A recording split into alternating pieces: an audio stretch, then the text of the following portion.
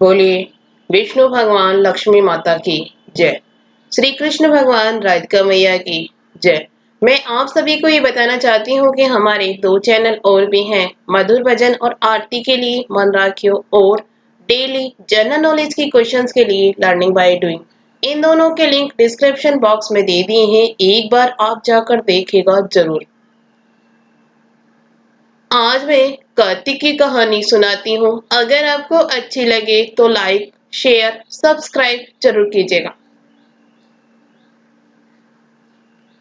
एक गांव में एक बुढ़िया रहती थी। वह कार्तिक का व्रत करती थी।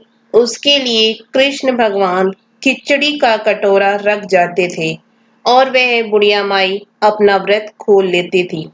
पड़ोसन देखती तो उसे बहुत ही जलन होती थी।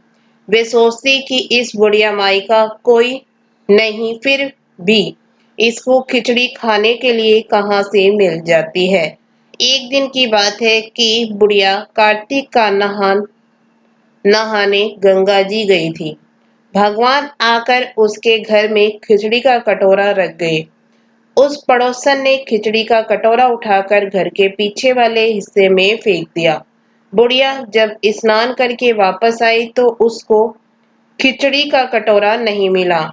वह भूखी ही रही और बोली कि कहाँ गई मेरी खिचड़ी, कहाँ गया मेरा कटोरा। घर के पीछे जहां पड़ोसन ने खिचड़ी फेंकी थी वहां उस खिचड़ी के दो फूल बन गए। राजा आया और फूल तोड़कर ले गया। दोनों फूल रानी ने सूंघे तो रानी को गर्व रह गया। राजा रानी को कोई संतान नहीं थी। फूल सूंघने से रानी ने दो पुत्रों को जन्म दिया। वह दोनों लड़के बड़े होने लगे, पर वह बच्चे किसी से भी नहीं बोलते थे। दोनों लड़के शिकार खेलने जाते। रास्ते में बुढ़िया माई मिलती। बुढ़िया कहती रहती थी, कहाँ गई मेरी खिचड़ी, कहाँ गया मेरा कटोरा। लड़के कहते, हम ही तेरी खिचड़ी, हम ही तेरा कटोरा।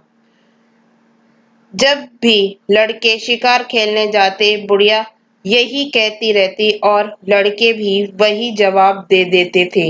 राजा को जब इस बात का पता चला तब राजा ने बुढ़िया माई को राजमहल में बुलाया और कहा कि हमसे तो ये बोलते नहीं, तुझसे वे कैसे और क्यों बोलते हैं।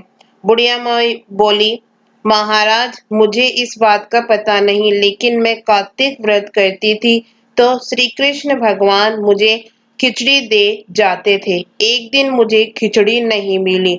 जब मैं कहने लगी कि कहाँ गई मेरी खिचड़ी और कहाँ गया मेरा कटोरा, तब लड़के बोले कि तुम्हारी पड़ोसन ने खिचड़ी फेंक दी थी तो उसके फूल बन गए।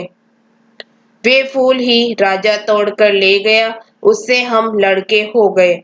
हमें तो भगवान ने बुढ़िया के लिए ही भेजा है। तब राजा ने बुढ़िया को अपने महल में ही रहने की अनुमति दी। हे कार्तिक महाराज, जैसे उस बुढ़िया माई को दिया वैसे सबको देना।